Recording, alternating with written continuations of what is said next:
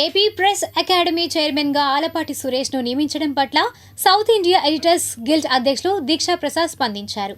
వీక్షిద్దాం మనసులో మాట.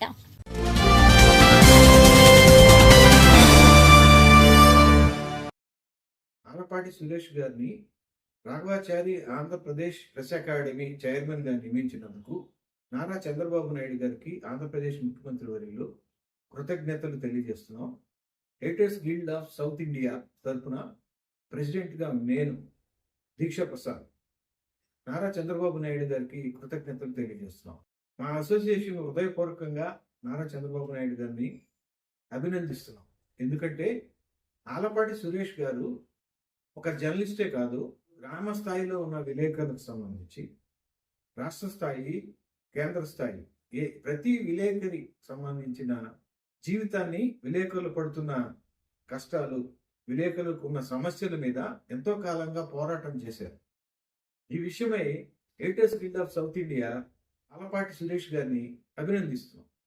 ఒక పోరాట యోధుడికి నిజంగా ఆంధ్రప్రదేశ్ ప్రెస్ అకాడమీకి సముచితమైన వ్యక్తి ఎన్నిక చేసినందుకు రాష్ట్ర ప్రభుత్వం నారా చంద్రబాబు నాయుడుకి కృతజ్ఞత తెలియజేస్తున్నాం.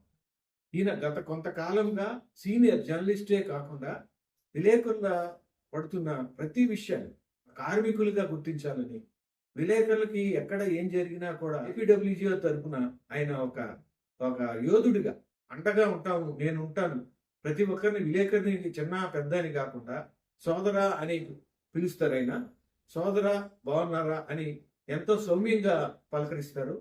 ఆయన ఆంధ్రప్రదేశ్ ప్రెస్ అకాడమీ చైర్మన్గా నియమించి ఆంధ్రప్రదేశ్ ప్రెస్ అకాడమీకి గౌరవాన్ని తీసుకొచ్చారు.